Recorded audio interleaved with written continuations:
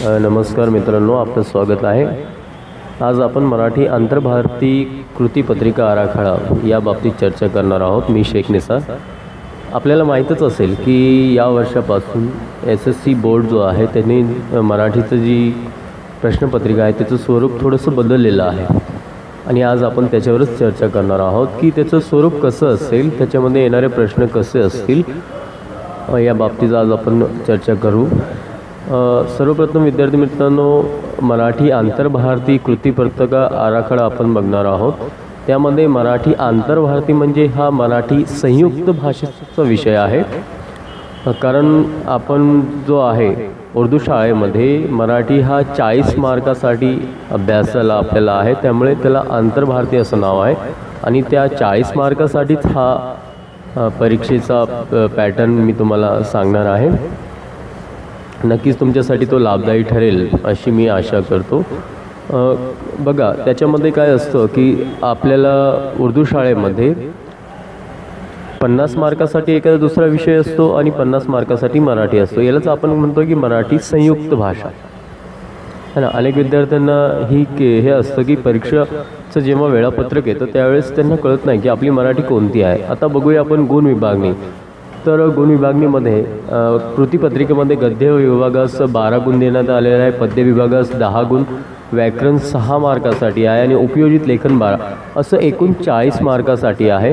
तसंच लेखी परीक्षा 40 गुण आणि तोंडी परीक्षा 10 गुण। आता तोंडी परीक्षा जी पहिली सुरुवातीला आपली जशी व्हायची त्याप्रमाणेच तोंडी परीक्षा ही होईल, त्याच्यामध्ये कोणताही बदल केलेला नाही। आता जो आराखडा दिलेला आहे आपल्याला SSC बोर्डाने त्याच्यामध्ये बदल अपेक्षित आहे। आता पहिल्या प्रश्नाचं आपण गुण विभागणी बघूया। गद्य भागासाठी त्याच्यामध्ये गद्य उतारा असेल, पठित असेल 60 ते 80 शब्द, त्याच्यामध्ये आकलन कृती, व्याकरणाधारित कृती, अभिव्यक्ती। त्याच्यानंतर दुसरा गद्य उतारा असेल, त्याच्यासुद्धा तसेच कृती असतील आणि ह्या 2 गद्य उतारावरील कृतींना एकूण 12 गुण देण्यात आलेले आहेत। आता त्याच्यामध्ये जो अभिव्यक्ती हा जो आहे याच्यामध्ये स्वतःचा रिस्पॉन्स, त्याला जे आपण पर्सनल रिस्पॉन्स असं म्हणतो, असे प्रश्न येतील। आता त्याच्यामध्ये पद्य विभाग बघूया आपण। त्याच्यामध्ये आकलन कृती, स्व अभिव्यक्ती, त्याच्यानंतर कवितासुद्धा 2 असतील, कवितावर 2 उतारे असतील आणि गद्य भागावर 2 उतारे असतील। त्याच्यामध्ये आकलन कृती आणि अभिव्यक्ती। याच्यामध्ये व्याकरणाचा जो भाग आहे तो वगळण्यात आलेला आहे। तर एकूण पद्यावर कृतीपत्रिकेमध्ये एकूण 10 गुण आहेत। पहिल्या पद्याला 3 गुण, 2, तसेच एकूण 5। त्याच्यानंतर व्याकरण विभागाला जे आहे तर एकूण 6 गुण आहेत। त्याच्यामध्ये 6 कृती येतील। 10वीच्या अभ्यासक्रमातील व्याकरण घटकावर आधारित व्याकरण 1 गुणाच्या 6 गुणासाठी कृती। काळ ओळखा, काळ बदला, शब्दांचा योग्य क्रम लावून अर्थपूर्ण वाक्य तयार करा, लेखन नियमानुसार लेखन, अचूक शब्द ओळखा, वाक्प्रचार व त्याचे अर्थ, अशा 6 कृतींसाठी कृतीपत्रिकेमध्ये 6 मार्क्स देण्यात आलेले आहेत। त्याच्यानंतर भाग 4था आहे उपयोजित लेखन।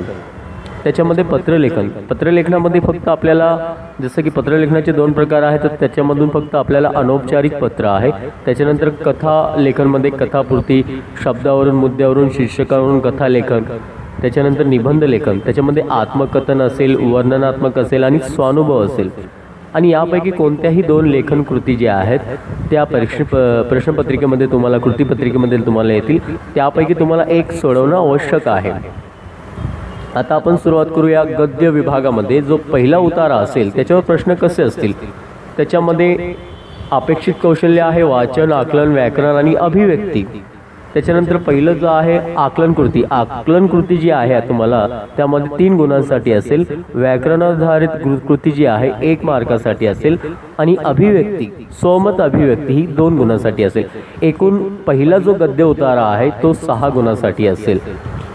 आता बघूया आपण की प्रश्न पहिला जो असेल तुम्हाला त्याच्यामध्ये गद्य उतारा, तर गद्य उतारे हे 2 येणार आहेत, है की नाही। कोणत्याही तुमच्या पूर्ण सिलेबसमध्ये जेवढे गद्य उतारे आहेत त्याच्यामधून 60 ते 80 शब्दाचा एक गद्य उतारा तुम्हाला देण्यात येईल। अशी पूर्ण कृतीपत्रिकेमध्ये तुम्हाला 2 उतारे देण्यात येईल 12 मार्कांसाठी। तुम्ही बघत आहात की उतार्यांचे सॅम्पल इथे तुम्हाला देण्यात आलेले आहेत। आणि हे उतारे पठित असतील. पठित म्हणजे तुम्हाला पुस्तकाबाहेरचे येणार नाहीत, पुस्तकामधीलच येतील. त्याच्यानंतर प्रश्न दुसरा असेल पद्यावर आधारित, पद्य उतारा है ना. एक कविता देण्यात येईल तुम्हाला, 2 कविता देण्यात येईल. पहिली कविता असेल 5 मार्कासाठी, त्याच्यावर 5 प्रश्न, 2 प्रश्न असतील. आकलनावर आधारित असेल आणि स्वमत अभिव्यक्तीवर आधारित असेल. त्याच्यानंतर दुसरी सुद्धा एक कविता येईल, त्याच्यावर सुद्धा तसेच प्रश्न असतील. आणि या कविता तुम्हाला परीक्षेमध्ये एकतर पूर्ण देण्यात येतील किंवा त्याच्यातील काही भाग तुम्हाला देण्यात येईल. मग त्या कवितेचं तुम्ही वाचन करून त्याच्यावर आधारित जे प्रश्न असतील त्याची उत्तर द्यायचे.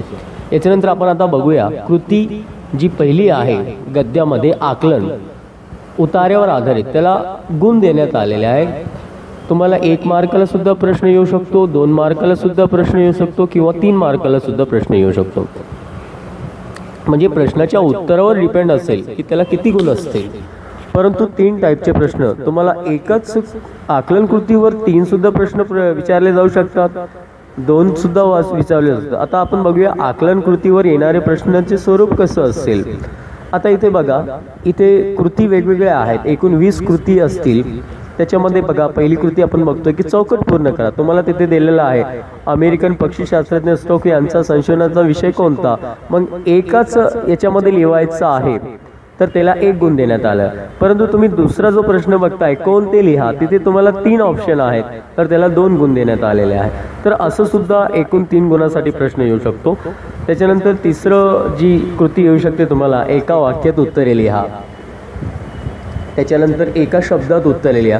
बघा तुम्ही याच्यामध्ये बघताय की ज्यासाठी एकच वाक्यामध्ये उत्तर लिहायचं त्याला 1 गुण देण्यात आलेला आहे आणि ज्यांचं उत्तर 2 शब्दामध्ये द्यायचं आहे, 2 उत्तर जिथे मागितलेले आहे तिथे 2 गुण देण्यात आलेले आहे. तर अशा वेगवेगळ्या कृती तुम्हाला कृतीपत्रिकेमध्ये समाविष्ट करण्यात येणार आहेत. जसं की एका शब्दात उत्तर लिहा, एका वाक्यात उत्तर लिहा. आता याच्यानंतर बघा रिकामी जागा भरा. कवयित्रीने व्यक्त केलेला अभिमान, कवयित्रीने या कवितेतून कोणता अभिमान व्यक्त केलेला आहे अशी सुद्धा कृती तुम्हाला येऊ शकते. त्याच्यानंतर शब्दजाल पूर्ण करा. हे बघा यामध्ये 4 ऑप्शन दिलेले आहे. भारतात विभिन्नता दर्शविणाऱ्या बाबी यासाठी कृतीपत्रिकेमध्ये 2 गुणांसाठी ती दिलेली आहे. आपण जो बघतोय हे जे प्रश्न आहेत हे आकलनावर आधारित असे प्रश्न तुम्हाला येऊ शकतात. त्याच्यानंतर वैशिष्ट्य लिहा, कारण लिहा, चौकट पूर्ण करा, आकृती पूर्ण करा. हे सुद्धा आकलनावरच आधारित प्रश्न आहेत. त्याला गुण वेगवेगळे असतील, प्रश्नांचं स्वरूप वेगवेगळं असेल. तुम्ही प्रश्नांना समजून त्याला लिहायचं. जसं की कारण लिहा, एक नवीन वैशिष्ट्य लिहा. बकुळीच्या झाडाची वैशिष्ट्ये कोणकोणती होती. कारण लिहा, बकुळाला आनंद का बरं होत होता, त्याचं कारण काय. त्याच्यानंतर बकुळीच्या झाडाने पाहिलेल्या फुलाचं वर्णन करा, त्याने कोणतं फुल पाहिलं होतं, तो का घाबरला होता, असे तुम्हाला प्रश्न लिहायचे आहेत. त्याच्यानंतर असं सुद्धा तुम्हाला एक कृती येऊ शकते की उत्तर लिहा. चकोर पक्षी प्रामुख्याने कोणत्या भागात फिरतो, चौकट पूर्ण करा. चकोराच्या वर्णातील रंगाचे वैविध्य सांगा. या सगळ्या ज्या कृती आहेत त्या आकलनावर आधारित आहेत. आपण गद्य भागामधील जो पहिला प्रश्न असेल, तुम्हाला पहिले 3 प्रश्न येऊ शकतात किंवा 2 येऊ शकतात किंवा 1 सुद्धा येऊ शकतो. आणि त्या आकलनावर आधारित प्रश्नाचं स्वरूप कसं असेल यावर आपण चर्चा करत आहोत. त्याच्यानंतर असेल आकलन कृती. त्याच्यामध्ये बघा उत्तर लिहा, असं सुद्धा तुम्हाला प्रश्न येऊ शकतो. वैशिष्ट्य लिहा, आपण सुरुवातीच्या याच्यामध्ये सुद्धा बघितलं की वैशिष्ट्य लिहा. बकुळाच्या झाडाची वैशिष्ट्य लिहा.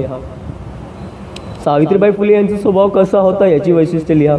त्याच्यानंतर उत्तर लिहा. सावित्रीबाईंनी संजीवनी मंत्र दिलेले घटक कोणते, सावित्रीबाईंच्या विचाराचे लेखकाने केलेले वर्णन कोणते, हे सगळं तुम्हाला लिहावं लागेल. प्रश्नाचं स्वरूप वेगळं आहे. अजून अशी सुद्धा कृती येऊ शकते. बघा आता नवीन कृती इथे देण्यात आलेली आहे. असत्य विधान ओळखा. म्हणजे यामधून असत्य विधान, सत्य नाही, असत्य विधान कोणतं आहे ते तुम्हाला लिहायचं आहे. फक्त त्याच्यावर अ ब कड असं न लिहिता ते विधान जे आहे ते तुम्हाला पूर्ण लिहायचं आहे. त्याच्यानंतर मुख्याध्यापकांच्या कार्यालयाचे विशेष लिहा. एखाद्या गद्य उतार्यातून तुम्हाला असे सुद्धा प्रश्न येऊ शकतात. मी बघा 2 प्रश्न इथे दिलेले आहेत. रयत शिक्षण संस्थेचा विस्तार खूप मोठा होता, यावर सुद्धा तुम्हाला प्रश्न येऊ शकतात. त्याच्यानंतर आपण बघूया आकृतीबंध.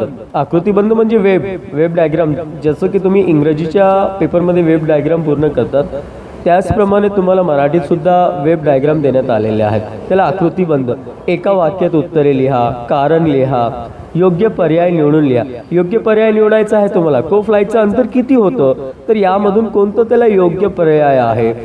लेखकाने पुढे शिकणे नाकारले, कारण काय होतं ते कारण तुम्हाला लिहायचं होतं. अजून एक प्रश्नाचा प्रकार त्याच्यामध्ये येऊ शकतो तुम्हाला, तो आहे तुलना करा. दोन तुम्हाला घटक देण्यात येतील, त्याच्यामध्ये तुम्हाला तुलना करायची आहे की चुंबकीय पदार्थ कसे असतात, अचुंबकीय पदार्थ कसे असतात, त्यांच्यात कोणकोणत्या धातूंचा समावेश होतो, हे तुम्हाला तुलना करायची आहे. त्याच्यानंतर चुकीचा पर्याय कोणता आहे याच्यातून, तो चुकीचा पर्याय जो आहे, गटात न बसणारा शब्द ओळखायचा आहे तुम्हाला. म्हणजे याच्यामध्ये 3 जे धातू आहे आणि स्टोन म्हणजे एक दगड आहे, तो धातूमध्ये बसत नाही, तर चुकीचा पर्याय तुम्हाला ओळखायचा आहे. त्याच्यानंतर योग्य पर्याय निवडून रिकामी जागा पूर्ण करा, रिकाम्या जागा भरा.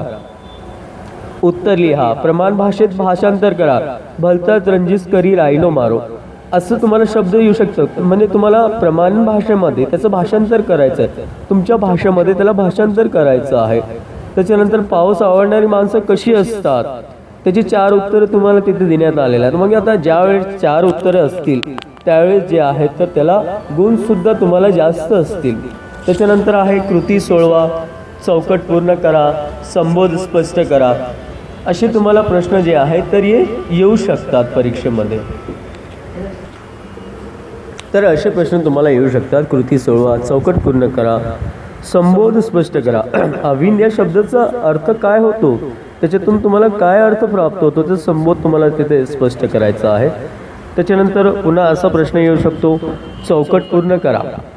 कवीने मागणी केलेल्या हाताचे प्रकार कोणकोणते आहेत, कवितेवर आधारित प्रश्न आहे.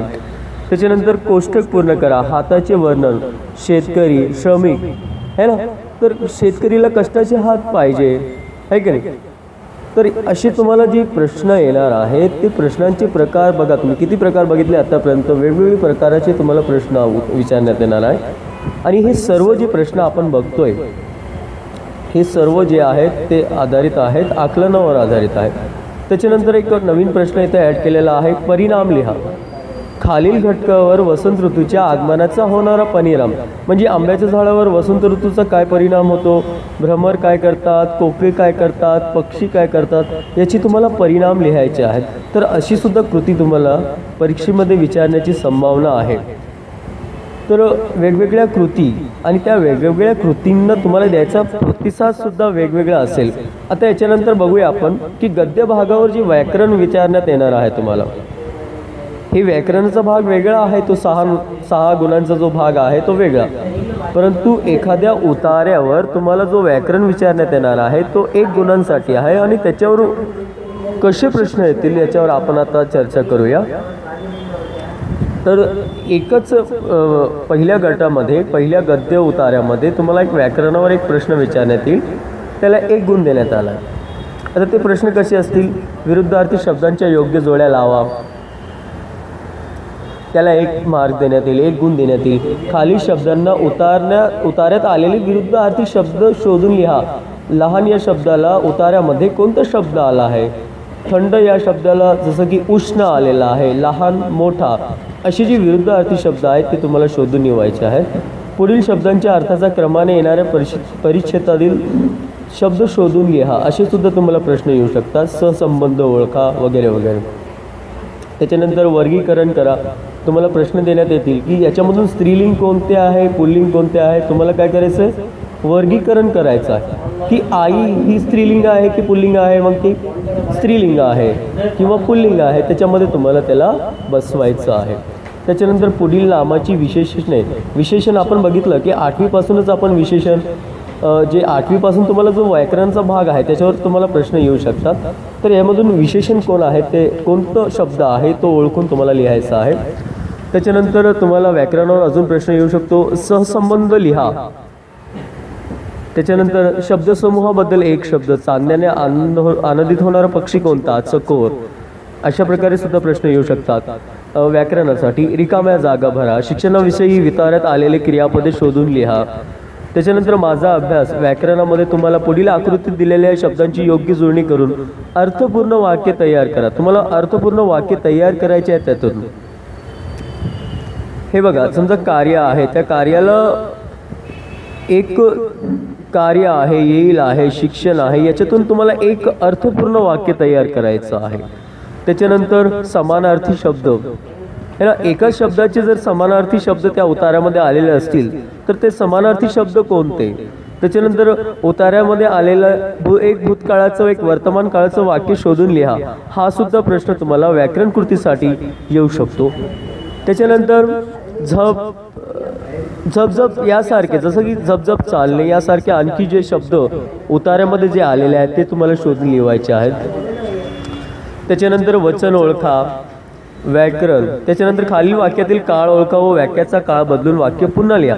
हे व्याकरण जे आहे ते गद्य उतार्यावर आधारित व्याकरण आहे. तुम्हाला व्याकरणाची जी कृती आहे 6 मार्कासाठी 6 गुणांसाठी ती वेगळी देण्यात आलेली आहे. तर त्याच्यानंतर अजून व्याकरणावर कृती येऊ शकते. प्रत्येक शब्दाला किमान 2 समानार्थी शब्द सांगा. आकाशाला समानार्थी शब्द काय, ते 2 समानार्थी तुम्हाला सांगायचं. घराला काय आहे, निवास आहे, की अजून कोणता अजून एक शब्द आहे ते तुम्हाला सांगायचं आहे. त्याच्यानंतर असा सुद्धा प्रश्न येऊ शकतो की खालील वाक्यातील विरामचिन्हे ओळखून त्याची नावे लिहा, की या वाक्यामध्ये विरामचिन्हे कोणकोणती आलेली आहे, त्यांची नावे काय. हे सुद्धा तुम्हाला असे सुद्धा प्रश्न कृतीपत्रिकेमध्ये विचारले जाऊ शकतात. त्याच्यानंतर वचन बदला. पाऊस जो आहे त्याचं वचन तुम्हाला बदलायचं आहे. गाव जे आहे त्याचं जे वचन आहे ते सुद्धा तुम्हाला बदलायचं आहे.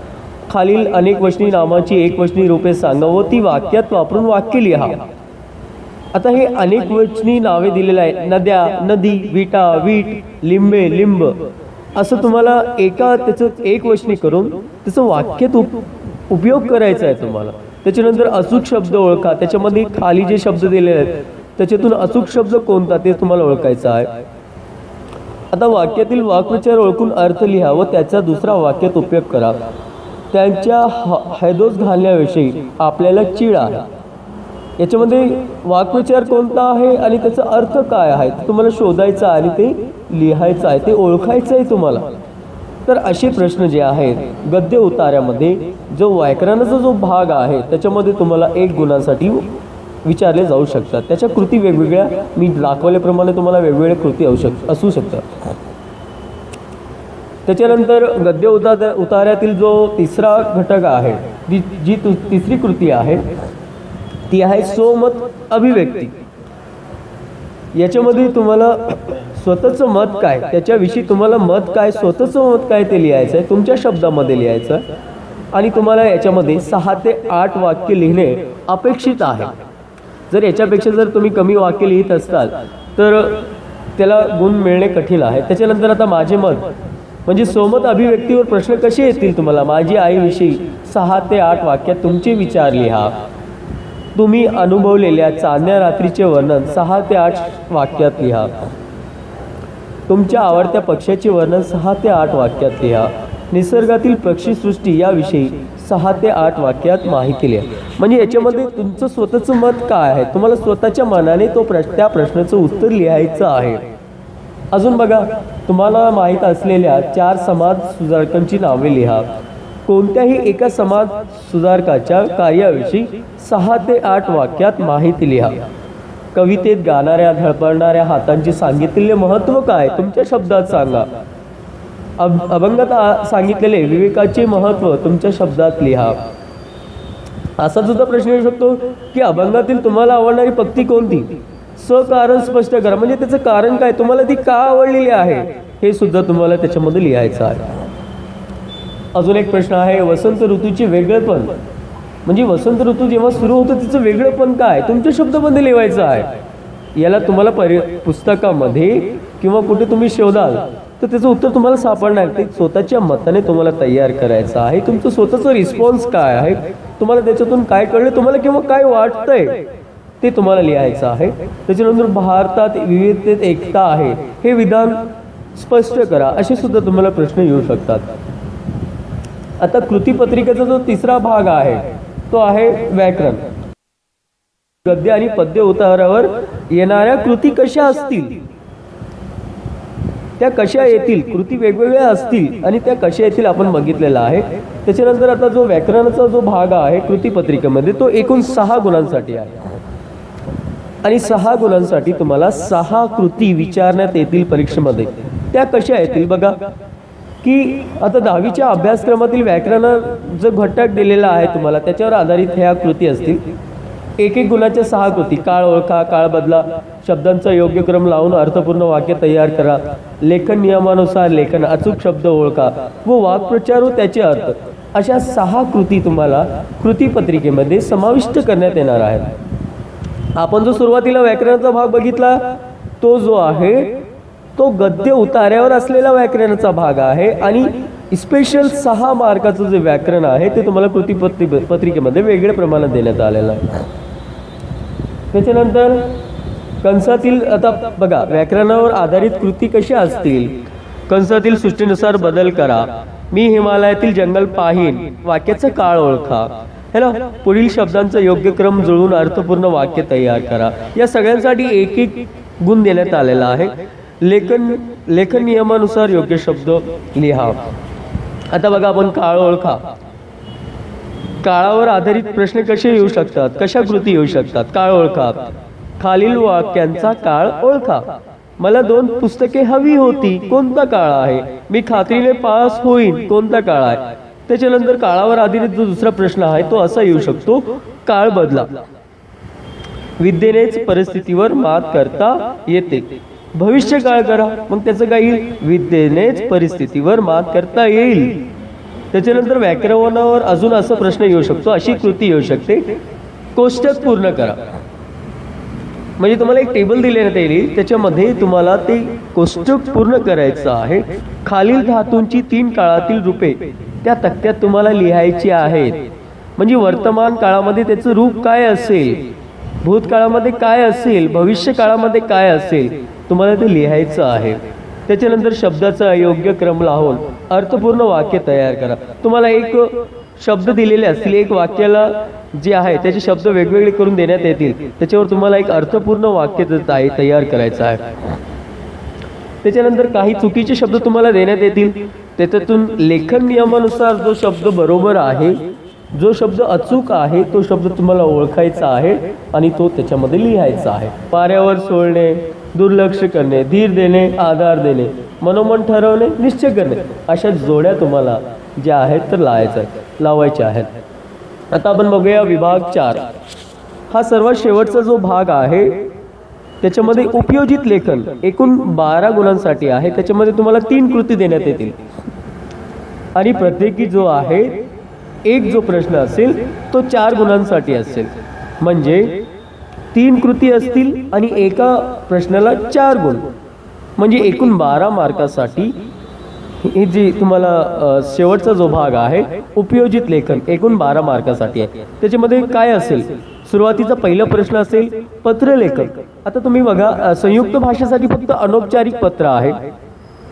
त्याच्यानंतर दुसरा प्रश्न असेल कथालेखन, कथापूर्ती करा, शब्दावरून, मुद्द्यावरून, शीर्षकावरून कथा लिहायची आहे. निबंध लेखन, आत्मकथन, वर्णनात्मक, स्वानुभव, यापैकी तुम्हाला 2 ज्या कृती आहेत त्या परीक्षेमध्ये देण्यात येतील, त्याच्यातून तुम्हाला एक सोडवायची आहे. परंतु तुम्हाला हे 12 मार्कासाठी 3 कृती सोडवणे आवश्यक आहे. आता आपण बघूया पत्रलेखनाचा नमुना कसा असेल. एक तुम्हाला तिथे फलक देण्यात येईल, शालेय फलकावरील बातमी वाचून त्या खालील कृती करा.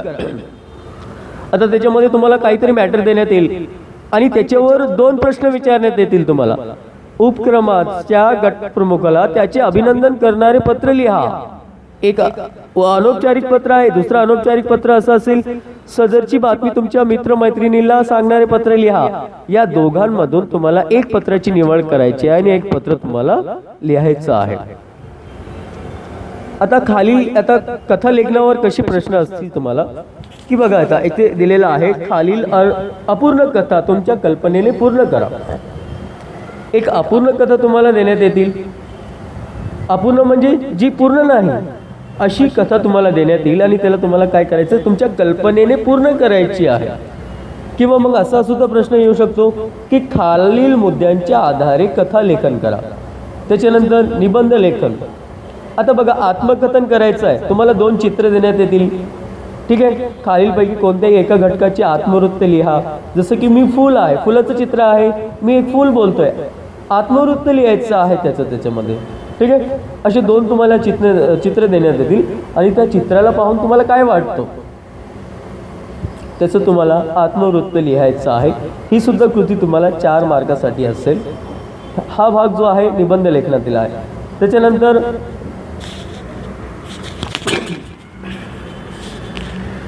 दिवस आहेत तेव्हा किंवा तुम्हाला एखादं प्रसंग लेखन करायचं आहे. म्हणजे एखादं तुमच्या शाळेमध्ये कोणता तरी कार्यक्रम झालेला आहे, एखादा समारंभ झालेला आहे, त्या कार्यक्रमामध्ये तुम्ही विद्यार्थी म्हणून उपस्थित होता आणि तुम्ही काय अनुभवलं त्या तो प्रसंग तुम्हाला लिहायचा आहे. किंवा मग तुम्हाला असं स्वतःचा एखादा अनुभव लिहा, अशी सुद्धा त्याच्यामध्ये प्रश्न येऊ शकतात. तर ह्या कृती तुम्हाला 4 मार्कासाठी असतील आणि ह्या सर्व कृती तुम्हाला सोडवणे आवश्यक आहे. कारण सगळ्यात जास्त वेटेज या भागाला देण्यात आलेला आहे. कारण 3 कृतींसाठी तुम्हाला 4 म्हणजे 12 मार्क यामध्ये देण्यात आलेले आहेत. आपण बघतोय वर्णनात्मक प्रसंग लेखन हे निबंधाचे भाग आहे. ठीक आहे, सर्वात अगोदर आपण बघितलंय की आत्मवृत्त आहे, त्याच्यामध्ये आत्मकथा आहे, त्याच्यानंतर वर्णनात्मक आणि त्याच्यानंतर काय असेल, प्रसंग लेखन असेल.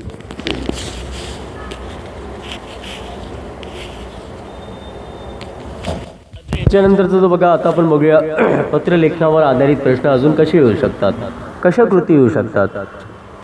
सूचना फलक वाचा व त्या खालील कृती सोडवा. एक सूचना फलकावर तुम्हाला एक काहीतरी मॅटर देण्यात येईल. त्याच्यानंतर 2 कृती असतील तुम्हाला. सहलीत चालण्याविषयी आग्रह करणारे पत्र मित्राला लिहा, अनौपचारिक पत्र आहे. त्याच्यानंतर सहलीत जाण्याची परवानगी मिळवण्यासाठी वडिलांना पत्र लिहा, हे सुद्धा अनौपचारिक पत्र आहे. परंतु या दोघांमधून तुम्हाला एका पत्राची निवड करायची आहे आणि तो पत्र तुम्हाला त्यामध्ये लिहायचा आहे. त्याच्यानंतर कथा कशा असू शकतात, खालील मुद्द्यांच्या आधारे कथा पूर्ण करा. ठीक आहे, त्याच्यानंतर निबंध लेखनमध्ये कसं येईल, खालीलपैकी कोणत्याही एका विषयावर निबंध लेखन करा. स्वानुभव लेखन किंवा प्रसंग लेखन यासाठी शब्दमर्यादा जी आहे, कथासाठी जी शब्दमर्यादा आहे ती 60 ते 80 शब्द आहे. आता बघा, इथे एक प्रश्न दिलाय, तुम्ही सुट्टीमध्ये तुमच्या मामाच्या गावाला खेड्यात गेला होता, तिथे घेतलेल्या अनुभवाचं वर्णन करा. त्यात तुम्हाला कोणकोणते अनुभव आले ते लिहायचं आहे त्याच्यामध्ये. आता बघा, एक तुम्हाला चित्र देण्यात येतील, एक चित्र आहे आणि खालील घटकाची तुम्हाला त्याच्यामध्ये आत्मवृत्त काय करायचं आहे, लिहायचं आहे. या चित्रामध्ये तुम्हाला काय दिसतंय आणि त्याचं तुम्हाला आत्मवृत्त लिहायचं आहे. ही सुद्धा तुम्हाला कृती जी आहे 60 ते 80 शब्दासाठी आहे. त्याच्यासाठी तुम्हाला सुद्धा 4 गुण आहेत. बघा, तुम्ही जेवढ्या सुद्धा कृती तुम्हाला देण्यात आलेल्या आहे, कथा लेखन करा, है ना, निबंध लिहा, या सर्व कृती तुम्हाला ज्या आहेत 4 गुणांसाठी देण्यात आलेल्या आहेत आणि त्यांची जी शब्दमर्यादा आहे 60 ते 80 शब्द आहेत. मला असं नक्कीच वाटतं की तुम्हाला जी आहे माझी थोडक्या शब्दातील कृती पत्रिका मी जी प्रेझेंट केली आहे ती तुम्हाला समजली असेल. काही तुमचे प्रश्न असतील तर मला नक्कीच ईमेल वगैरे करू शकता. धन्यवाद.